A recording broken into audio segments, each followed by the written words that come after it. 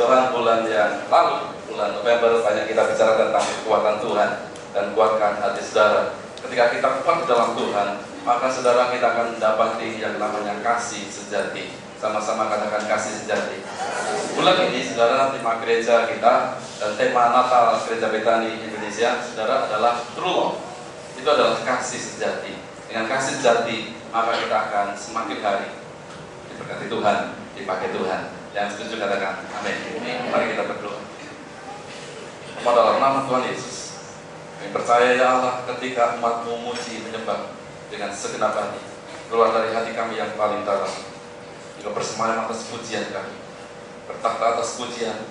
Dan kami juga tahu ya Tuhan, ketika Allah hadir di tengah-tengah kami, kuasa-Mu, kasih-Mu melimpah atas kami.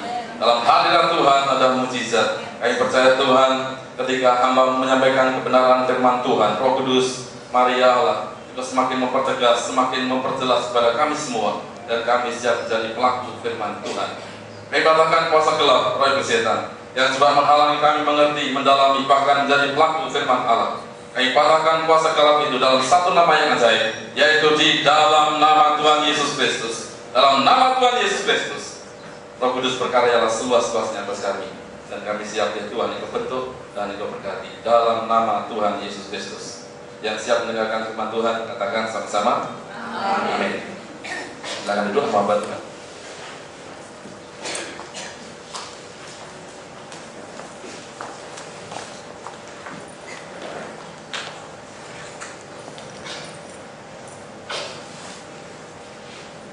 Saudara, mari kita buka Alkitab kita dalam Galatia 2 dan 11 sampai 14.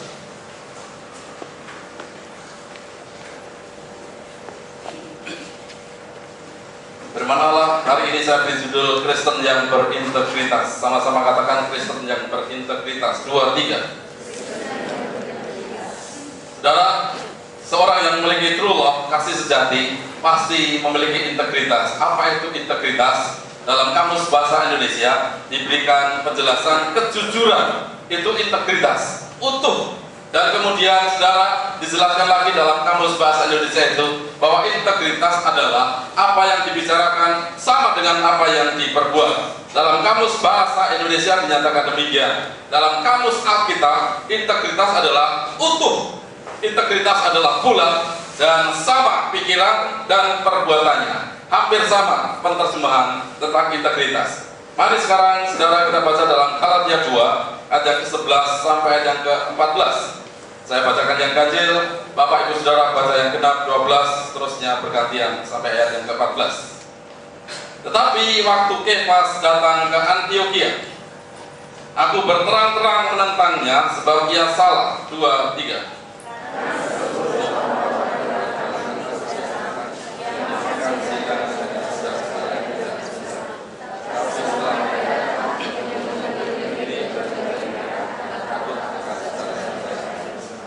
Dan orang-orang Yahudi yang lain pun turut berlaku munafik dengan dia. Sehingga Barnabas sendiri turut terseret oleh kemunafikan mereka. 2, 3.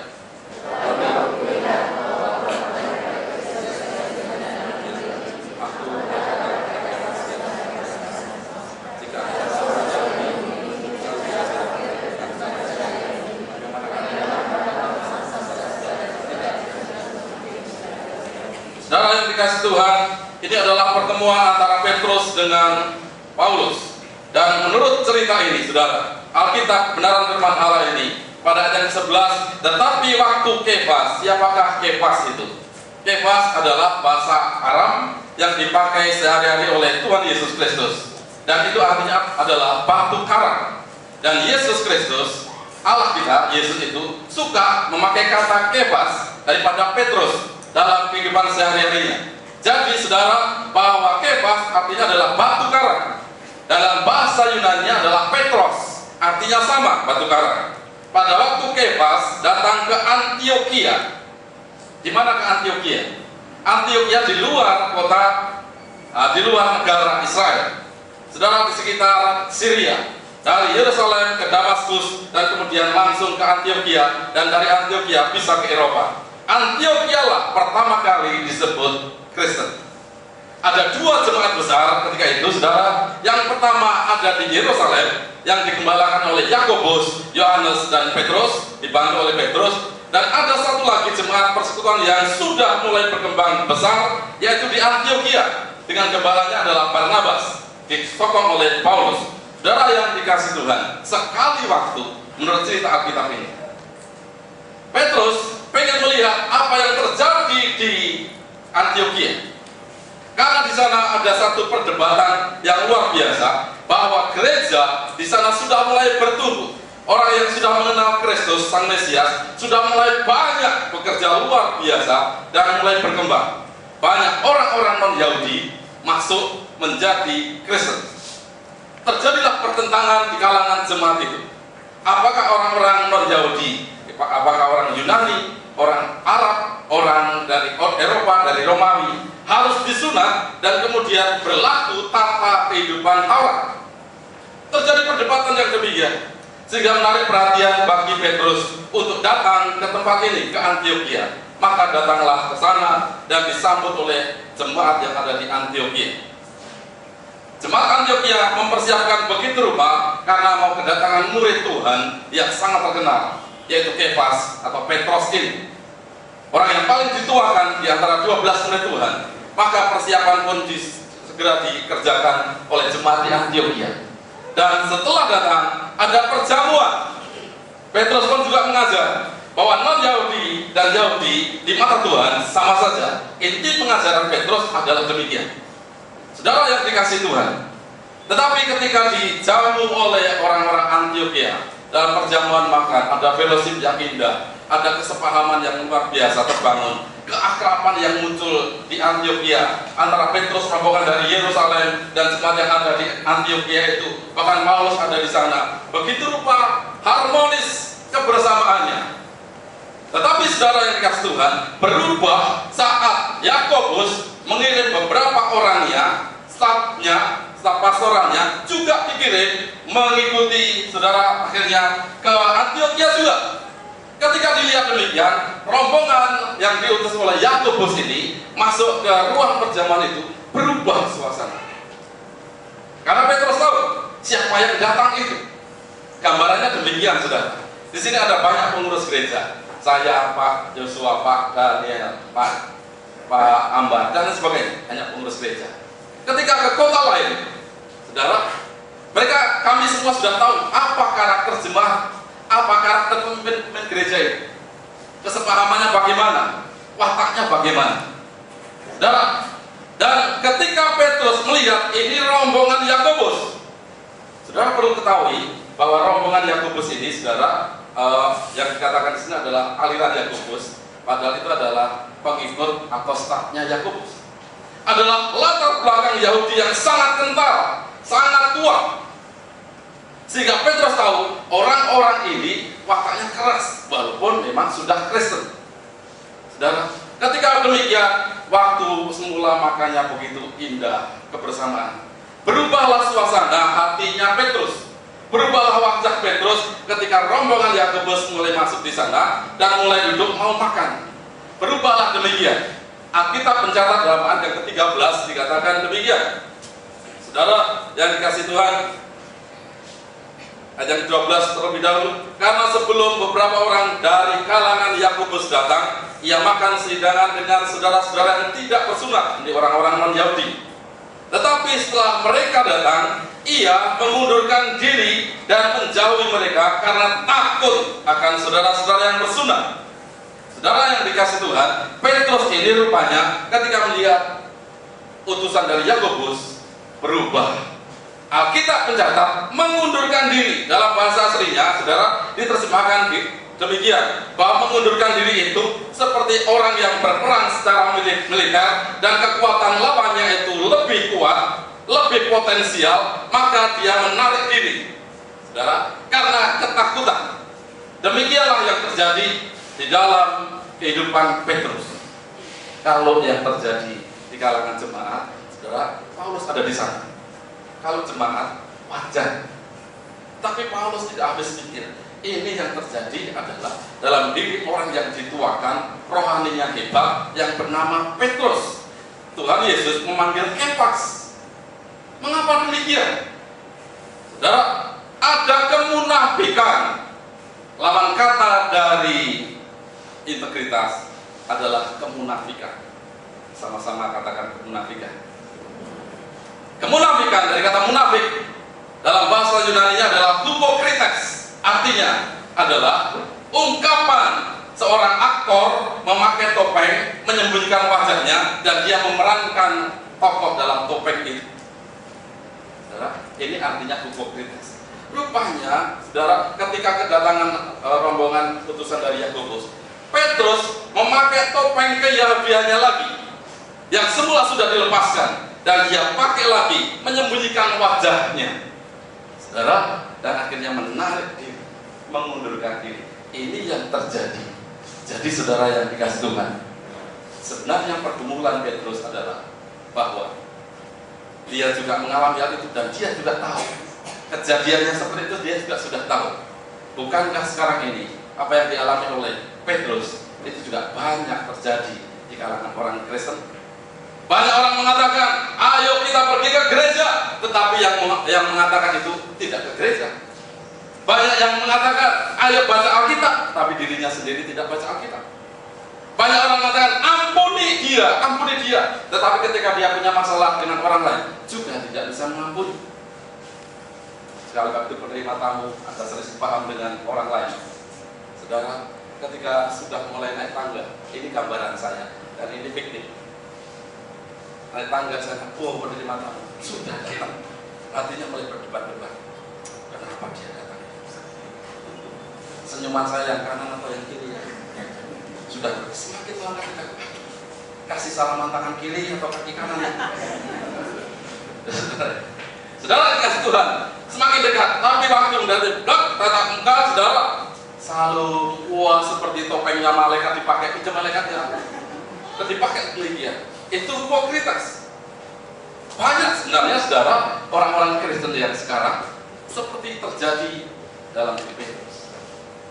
Tapi di akhir cerita saudara tahu bahwa Petrus mati disalib dengan kepala di bawah. Itu sudah diubahkan oleh Tuhan. Bagaimana demikian saudara? Nanti kita akan pelajari. Pada kenyataannya banyak orang-orang yang demikian.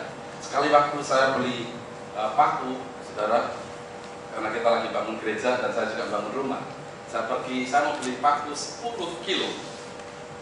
Ketika sampai di sana di toko itu, saudara, suasananya sudah tidak ada damai sejahtera. Bosnya pemilik toko itu teriak-teriak. Ada namanya, saudara, anggaplah dul gitu saja. Tidak ada yang namanya dul sini ya. Dul, turun, dia ada di loteng. Turun. Kemudian panggil nggak turun. Wah, yang lainnya, yang para pekerja yang lain, marah ini, bos marah ini. Dul, turun. Turun. Teriak lagi lebih kencang lagi sambil pukul turun. Langsung dia bilang, kau yang gaji aku atau dia? Nggak tahu dia itu siapa ya. Yang jelas bukan Tuhan di atas.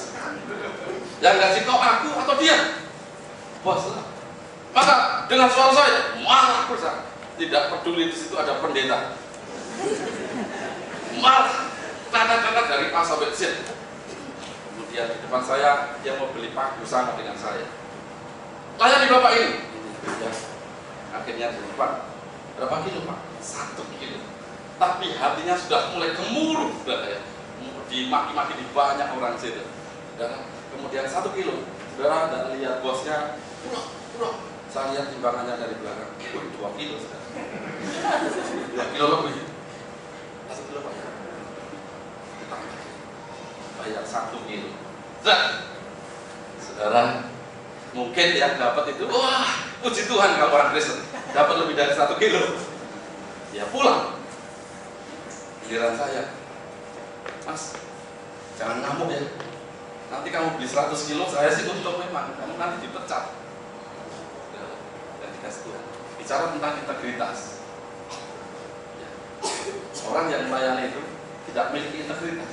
Orang yang menerima barang yang sebenarnya 1 kilo, dia lebih 2 kilo, juga tidak punya integritas. Senggol kiri kanan, aku tahu orang itu. Ya, saudara.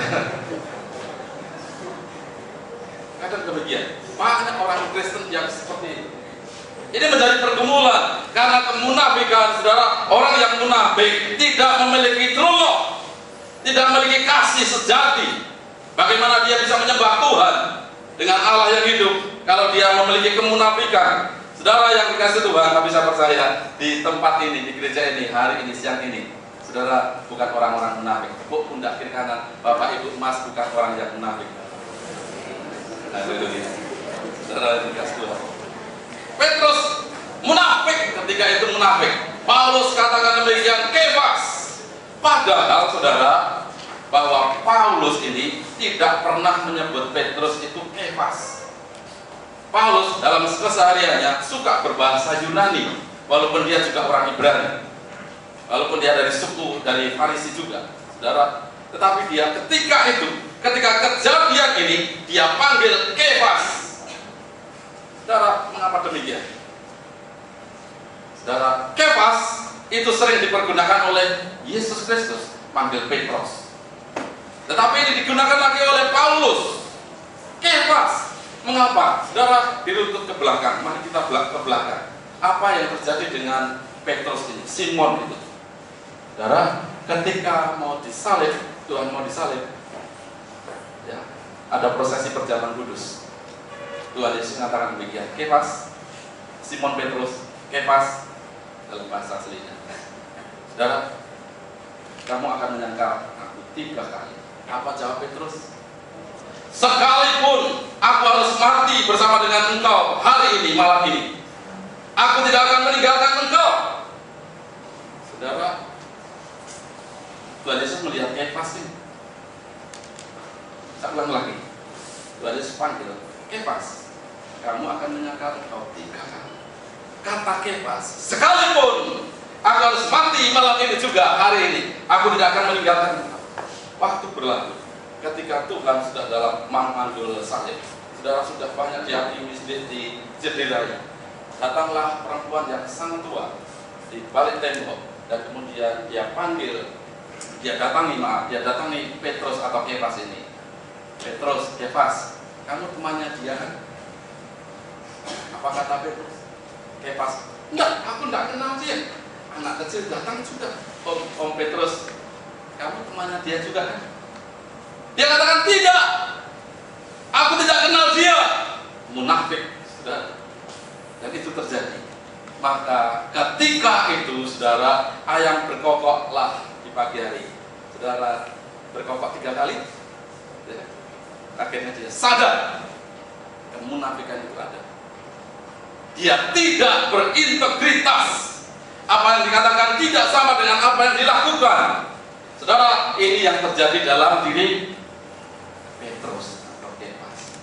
Ketika itu terjadi, saudara, diingatkan oleh Paulus lagi, Kefas, mengapa kamu demikian? Ketika Paulus mengatakan Kefas kepada Petrus, Petrus pun saudara tahu, disebut lagi Kefas. Sebenarnya Petrus juga tahu, karena dia sendiri yang mengajarkan demikian. Yahudi non Yahudi sama saja. Saudara, inilah orang yang tidak berintegritas, orang-orang yang munafik. Ya. Ada satu cerita, saudara, tentang The Great Wall, yaitu tembok Cina. Tembok Cina ini panjangnya 10.000 li. Itu satuan kilometer, satuan panjang dari orang-orang Tionghoa. 10.000 li itu sama dengan 6.400 km yang sekarang. Jadi panjang. Kalau dari sini ke Juara itu kira-kira berapa Pak? 10 kilo ada, 12 kiloan, antara 10-12 kilo. Dari sini ke Juara, panjang enggak sih? Panjang sekali. Tapi ini ada tembok besar, The Great Wall ini 6.400 kilometer. Bayangkan saudara, saya tahu Solo Jogja, saya orang Solo, saya kalau ke Jogja 60 km. Solo Jogja sangat panjang, 6.000 km, 6.400 km panjangnya. Tebalnya saudara, yang bawah 8 meter, yang atas 5 meter. 5 meter itu bisa papasan mobil. Jalan kaki di atas itu masih longgar sekali. Yaitu tembok Cina. Tingginya 8 meter tingginya. Tinggi saya 1,17 173 cm. Kalau mau lompat 8 meter sangat susah. Pernah ada saudara lompat 8 meter yang paling tinggi siapa? Nggak ada, Pak Edi. Pasti nggak bisa juga lompat 8 meter. Mengapa dibangun tembok Cina itu? Satu tujuan utamanya adalah supaya bangsa Mongolia, kerajaan Mongolia tidak nyerbu yang dari kerajaan Cina ini, negara Cina. Tujuannya itu supaya orang-orang Mongol yang dikejam bengis, yang dikenal kejam bengis, ya, dan banyak akal dan sebagainya, tidak nyerbu masuk ke negeri Cina. Maka dibangunlah tembok Cina. Tapi sejarah mencatat, perhatikan saudara, sejarah mencatat 3 kali orang-orang Mongolia itu nerobos masuk ke melewati tembok Cina. 3 kali. Lewat mana saudara? Pintu utama. Di pintu utama itu bukannya 10 orang tentaranya, ratusan orang. Mengapa bisa 3 kali dibobol oleh bangsa Mongol? Rupanya saudara, orang-orang Mongol datang ke sana, kemudian memberikan alternatif dan kemudian dikenal oleh orang-orang Cina, orang Chinese sekarang, yaitu yang namanya suap. Disuaplah penjaga-penjaga yang ada di sana. Disuap. Ketika disuap dengan materi yang besar, semua penjaga di situ akhirnya luntur. Harus negeri Cina yang dipertahankan, tidak boleh musuh masuk. Ini pernyataan awal. Tetapi ketika bangsa Mongol datang dengan tawaran yang menggiurkan, akhirnya saudara, pintu dibuka selebar-lebarnya kerak, dan mereka sembunyi di balik pintu gerbang itu. Bangsa Mongol dengan tentara yang dahsyat siap masuk, akhirnya diserbu. Saudara, mengapa demikian? Penjaga-penjaga di tembok Cina ini tidak memiliki integritas. Ada ungkapan sekarang ini, bukan masalah besarnya, kokohnya, tapi sekarang orang-orang Cina membangun yang namanya moral yang tinggi. Sekarang ini belajar dari kasus-kasus sejarah bangsa mereka. Saudara yang dikasih Tuhan, bahwa integritas ini sangat penting. Kalau saudara mengatakan A, mari kita kerjakan A. Kalau saudara kerjakan B, saudara juga mengatakan yang B. Saudara, ini penting sekali bagi saya dan saudara. Mengapa Petrus tidak memiliki, saudara, kesepahaman ketika itu? Karena satu, takut nanti kalau pulang ke Yerusalem nanti pikirnya bukan orang Yahudi. Yang kedua, takut nanti apa-apain oleh golongannya yang terus di gerejanya. Saudara, pada kenyataannya demikian. Jadi kemunafikan seringkali terjadi juga di kalangan orang-orang Kristen sekarang. Yang setuju katakan ada banyak terjadi. Sekarang kita membahas tentang true love. Kalau true love, kasih sejati, berarti orang-orang memiliki integritas yang tinggi. Jangan ada kemunafikan. Katakan sama-sama, jangan ada kemunafikan. Saudara, bahaya kemunafikannya yang pertama, kemunafikan bisa cepat menular. Bagi saya ingatkan, ini dicatat bagi siswa-siswa, anak pelajar SMP, SMA, yang kuliah juga, catat. Wino, tidak catat. Karena beberapa waktu yang lalu saya dikomplain oleh anak sekolah, Om, kalau khotbah itu saya dengar, tapi nyatetnya kok bingung, saya nyatet apa ya? Nah, sekarang catat. Yang pertama, kemunafikan bisa cepat menular. Ayat 13, saya baca 13. Dan orang-orang Yahudi yang lain pun turut berlaku munafik dengan dia, sehingga Barnabas sendiri turut terseret oleh kemunafikan mereka. Jadi saudara, Petrus itu munafik ketika itu. Ketika mereka tahu Petrus munafik, banyak orang menjadi munafik. Bahkan Barnabas pun ikut terseret menjadi munafik. Siapakah Barnabas itu? Barnabas adalah dalam Kisah Rasul 1 ayat 24, Barnabas dikatakan orang yang penuh dengan roh dan iman. Orang yang penuh dengan roh dan iman itu pun juga terpengaruh. Dia pikir mungkin Petrus ini temannya, dia pikir Petrus itu seniornya. Akhirnya saudara ikut-ikutan. Ini orang yang munafik. Mari kita perhatikan dalam kehidupan kita. Saudara kalau melihat ada orang-orang yang memiliki integritas yang tinggi, saudara bergaul dengan orang-orang itu. Tapi kalau dengan ketemu orang-orang yang munafik, saudara kasih tanda. Bukan berarti tidak mau berkawan dengan orang-orang demikian, kasih tanda. Ya. Syukur dia bisa bertobat, diberitahu kemunafikan. Jangan ikut-ikutan seperti Barnabas dan teman-temannya ini. Rupanya demikian, ikut terseret.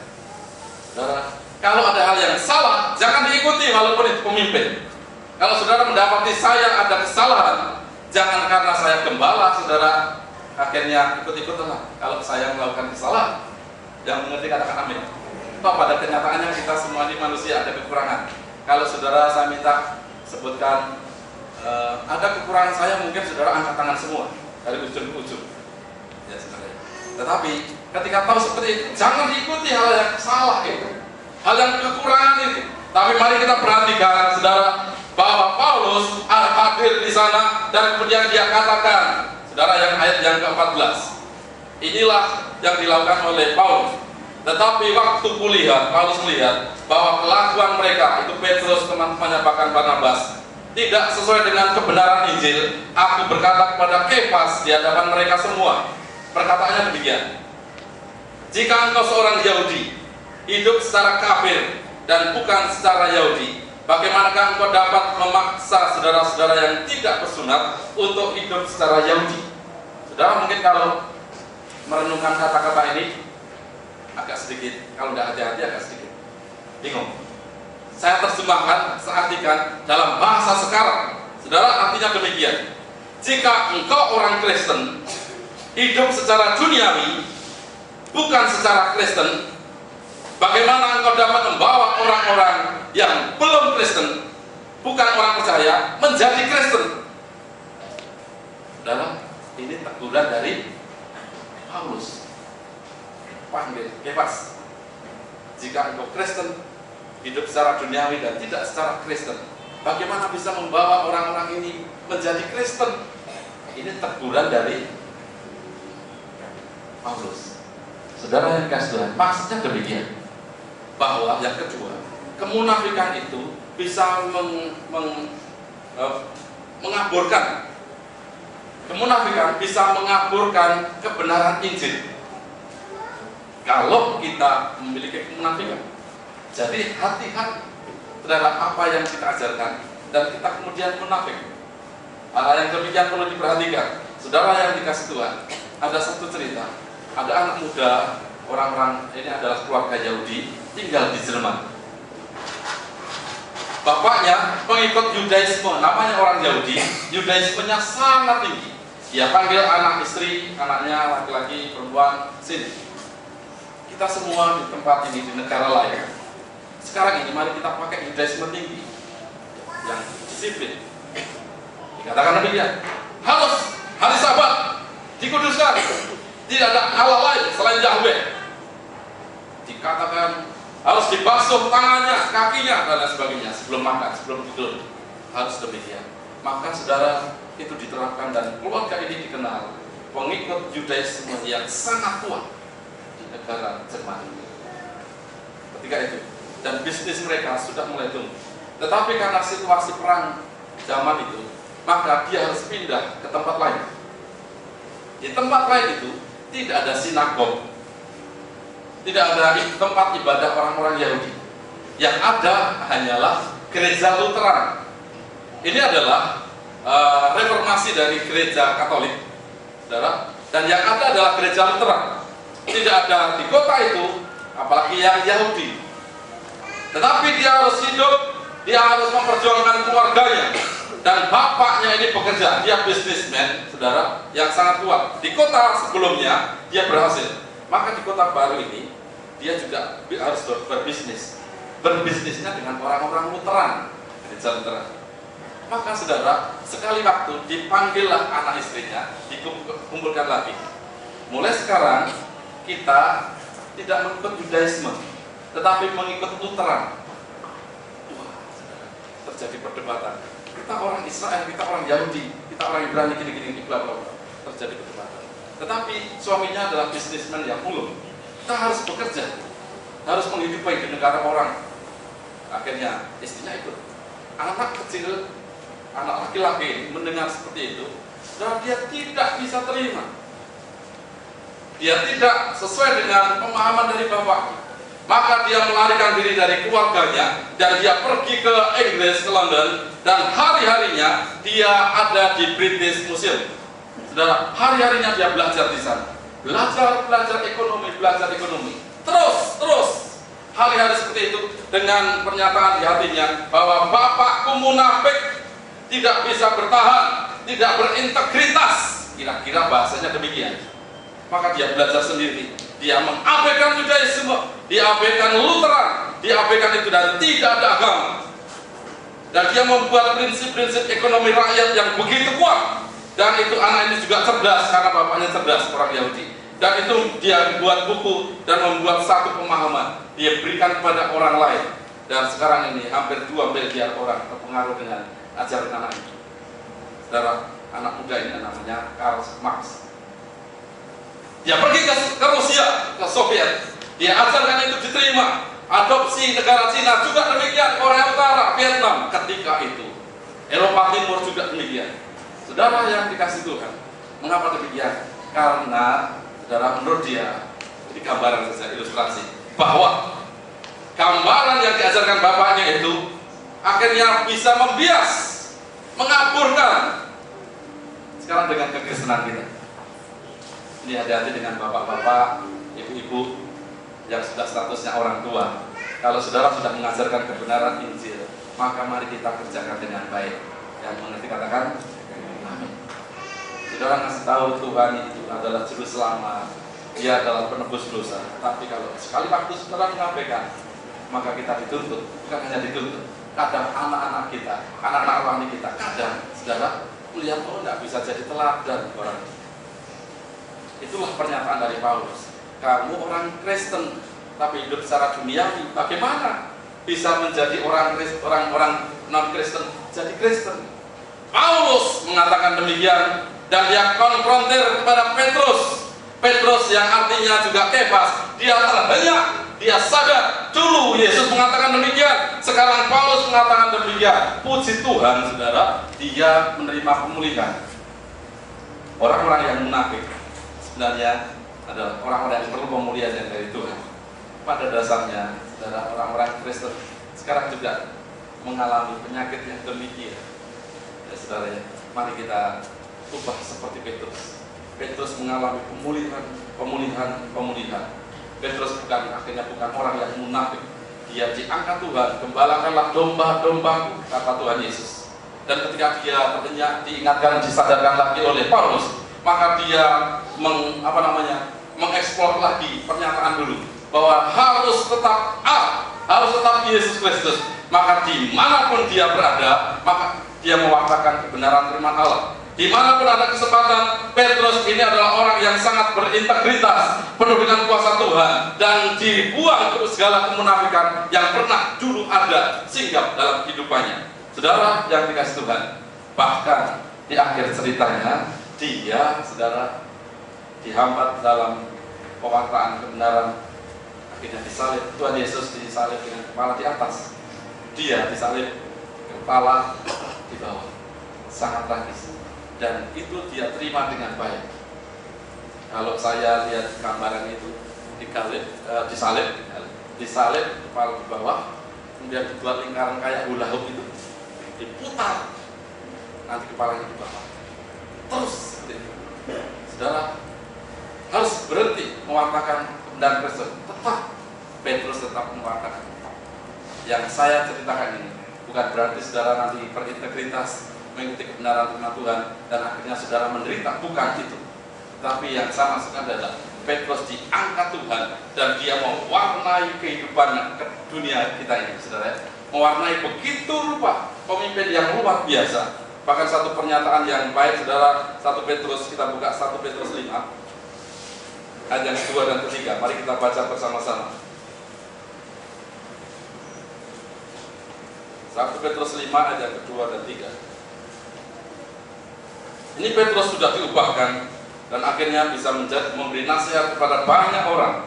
1 Petrus 5 ayat yang kedua sampai 3. Mari kita baca bersama-sama. 2, 3. Gembalakanlah kawanan domba Allah yang ada padamu, jangan dengan paksa, tetapi dengan sukarela, sesuai dengan kehendak Allah, dan jangan karena mau mencari keuntungan, tetapi dengan pengabdian diri. Janganlah kamu berbuat seolah-olah kamu mau memerintah atas mereka yang dipercayakan kepadamu, tetapi hendaklah kamu menjadi teladan bagi kawanan domba itu. Saudara, biar kita menjadi teladan bagi banyak orang. Kalau kita bisa menjadi teladan, orang melihat ada kasih sejati dalam kehidupan kita semua. Kalau seperti itu, keluarga kita, anak-anak kita, bahkan cucu-cucu kita nanti, saudara akan lihat, oh bagus ajarannya, itu yang harus dipegang. Sekarang, mari kita kuatkan keluarga rumah tangga saudara, berikan ajaran yang baik. Kalau hari-hari dalam kehidupan saudara, dalam rumah tangga, cekcok terus, anak akan menerima tangkapan yang tidak baik. Nanti dalam rumah tangga konsepnya konsep yang beda pendapat terus. Tapi ketika suami istri, saudara, di situ ada anak-anak, suami istri itu bisa hidup pun damai, memuji Tuhan sama-sama, ditangkap oleh anak-anaknya. Ya seperti itu polanya. Dan itu kita kerjakan terus. Akhirnya saudara semua mendapatkan kasih sejati.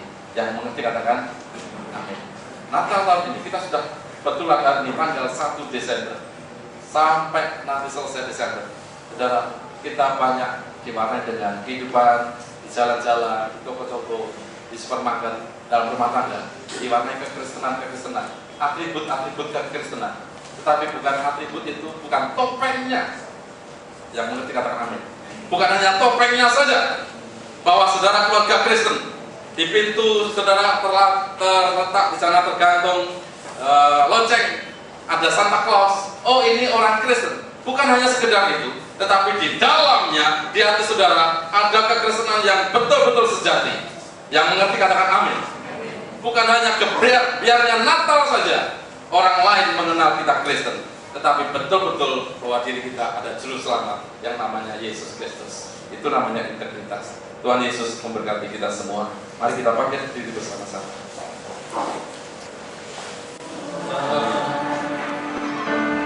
Salam yang baik dalammu, Engkau menjadikanku serupa gambaranmu, dan berharga di matamu. Yesus, Kau telah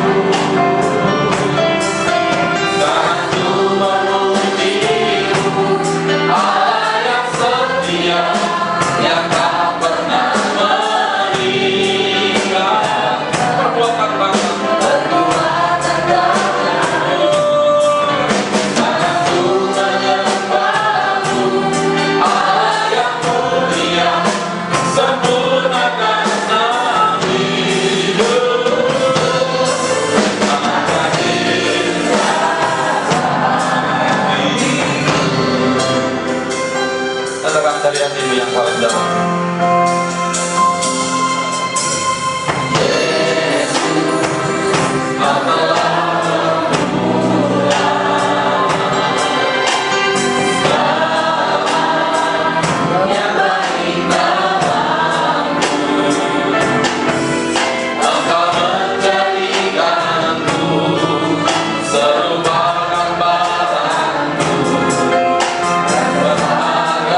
Di mana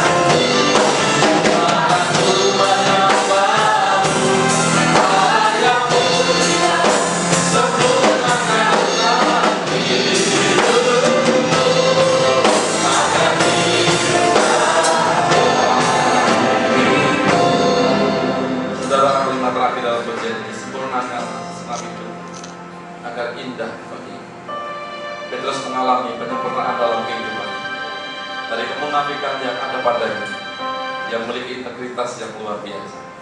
Biar di bulan Desember ini saudara-saudara semakin diubah kasih kita kepada Tuhan, kasih kita kepada orang lain, dan kita menjadi teladan bagi banyak orang. Percaya Allah untuk saya dan saudara mewartakan Injil kebenaran yang ada pada kita, tidak ternodai karena kita memiliki kemunafikan. Bila saya dan saudara dipenuhi dengan kekuatan Roh Kudus semakin hari, bulan ini bulan yang sangat baik, kita diisi kasih Tuhan, kita senantiasa diberbaharui oleh Tuhan. Angkat hati, pandang Tuhan seluas-luasnya. Ya Roh Kudus, sempurnakan. Ya Tuhan, pulihkan jamah setiap hamba berdoa. Ya Allah, kami tolak kemunafikan, hal-hal yang tidak berkenan di hadapan Tuhan. Jauh dari umat Tuhan, di dalam nama Tuhan Yesus Kristus. Ya Roh Kudus, Engkau memperbaharui kami, mengubah kami, ya Allah. Dari sekarang ini sampai seterusnya, sampai Tuhan datang kedua kali. Haleluya. Saudara yang dikasih Tuhan, siang hari ini kita semakin diperlengkapi, diteguhkan dengan perjamuan kudus. Satu hal sebelum kita menikmati perjamuan kudus, sekiranya ada kesalahan, pelanggaran, dosa-dosa yang saudara perbuat, baik yang saudara sengaja maupun saudara tidak ketahui, mari kita mengaku di hadapan Tuhan, pengakuan dosa di hadapan Tuhan.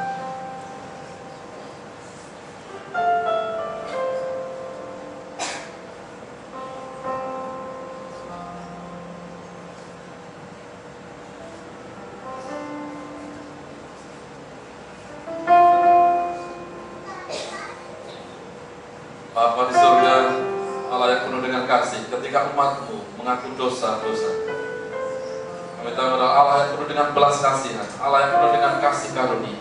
Kiranya pengampunan Engkau curahkan, Engkau berikan kepada anak-anak-Mu di dalam nama Tuhan Yesus Kristus, dalam nama Tuhan Yesus Kristus, dan kami layak menerima perjamuan kudus, dan kami diberkatinya. Kami bersyukur di hadapan-Mu, ya Allah, dalam nama Tuhan Yesus. Haleluya. Nyatakan pujian hanya Kau Tuhan di hidupku, memberikan hidup yang baru atas kami, dan kami undang pelayan perjamuan kudus maju ke depan. Hanya